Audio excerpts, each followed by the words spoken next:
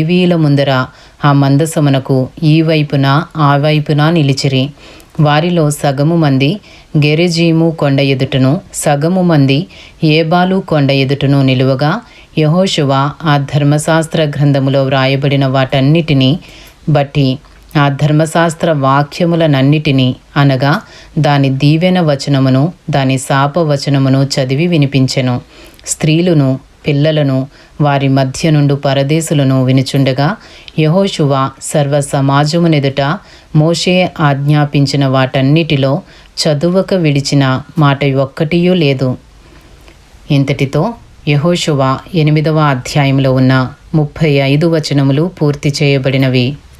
ఈనాటి భాగములోని 2 అధ్యాయములు యెహోషువ 7వ అధ్యాయము మరియు 8వ అధ్యాయము పూర్తి చేయబడినవి.